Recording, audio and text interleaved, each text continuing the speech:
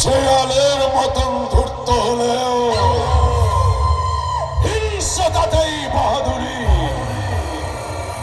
শকুনের চোখে ভাগার দেখে আমি ভবানী প্রসাদ চৌধুরী।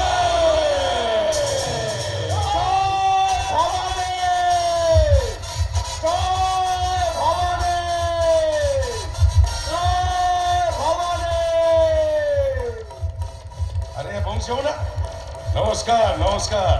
তা এত বছর পর হঠাৎ এই জমিদার বাড়িতে কি মনে করে?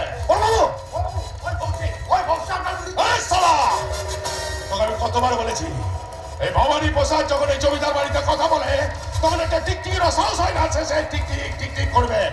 আর তোর এত বড় সাহস হলো কি করে যে আমার কথার মাঝখানে কথা বলছিস? বলে গেছে বড় বাবু, আর কোনোদিন আমার হবে না। বলে গেছে বল। তোদের এই ভুলগুলোকে ক্ষমা করে দিই বলি না, গ্রামের কিছু ভিখিরির বাচ্চারা তো সাহস বেড়ে গেছে, তারা এখন এই ভবানী প্রসাদের নাম মুখে অন্ত ভয় পায় না, মুখে অন্ত ভয় পায় না।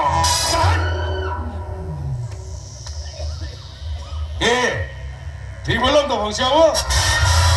25 বছর ধরে এই গ্রামের মানুষ ঠিক ভুলের হিসেবটা করতে পারলো কই ভবানী প্রসাদ। তাই তো আজ এই দুর্গেশগড় গ্রামের এই হাল। চাষিরা চাষ করেও নিজেদের ঘরে অন্য সংস্থান করতে পারছে না, ছেলেরা মাছ ধরেও বাজারে সঠিক দামে বিক্রি করতে পারছে না। গোয়ালাদের দুধের সঙ্গে মেশাতে হচ্ছে বিষাক্ত কেমিক্যাল, যা খেয়ে এই এলাকার হাজার হাজার শিশু অসুস্থ হয়ে পড়ছে। আর কত অন্যায় অত্যাচার সহ্য করতে হবে তুমি বলতে পারো ভবানী? তুমি যে কথাগুলো বলছো তার প্রমাণ দিতে পারবে বংশী? প্রমাণ? কার কাছে দেবো প্রমাণ? এখানকার পুলিশ প্রশাসন তো তোমাদের হাতের মুঠোয়, মুহূর্তের মধ্যে প্রমাণ লোপাট করাই তো তাদের কাজ। এত কিছু জানার পর আপনার সাহস হলো কি করে জমিদার বাড়িতে পা রাখবার? আপনার প্রাণের মায়া কি সম্পূর্ণভাবে ভাগ করে উড়ে গেছে, নাকি বিপ্লবী চক্করে ভুলে গেছেন যে আপনি কার সামনে দাঁড়িয়ে কথাটা বলছেন?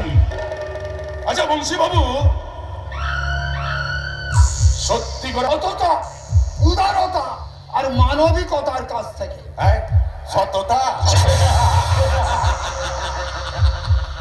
উদারতা, আবার কি মানবিকতা। আরে সততার মিথ্যে মামলায় জড়িয়ে আদালতের কাঠগড়ায় মাথা ঠুকে ঠুকে বন্দী হচ্ছে অন্ধকার জেলখানায়। উদারতারা কিছু বিশ্বাসঘাতকদের হাতে সর্বশান্ত হয়ে আত্মঘাতী হচ্ছে নিজেদের গলায় ফাঁস লাগিয়ে। রইল পরে আপনার ওই তুচ্ছ মানবিকতা। মানবিকতারা বিক্রি হচ্ছে কলিযুগের হাট বাজার প্রতিদিন, প্রতি মুহূর্তে। এর কারণ কি জানেন বংশী বাবু?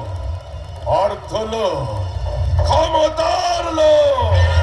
আর সেই লোভে অন্ধ হয়ে তুমি এই গ্রামের অসহায় মানুষদের সর্বনাশ করে চলেছ। আরে এটাই বাঙালিদের ধর্ম বংশী বাবু। আমরা হলাম গিয়ে কাকেরা রাজা। কেউ যখন উপরে উঠতে চায় না তখন তাকে টেনে হিচড়ে মাটিতে ফেলে দেওয়াটাই আমাদের একমাত্র ধর্ম। আরে দুর্গেশগড় গ্রামে কেউ আমার মাথার উপর উঠে ধাই ধাই করে নাচবে, সেটা আমি কি করে হজম করিনি বংশী বাবু? না না না না না, ভুলে গেলে চলবে না বংশী বাবু, ভুলে গেলে চলবে না। এই দুর্গেশগড় গ্রামে যে একটাই অধিষ্ঠান, ভবানী প্রসাদ চৌধুরী।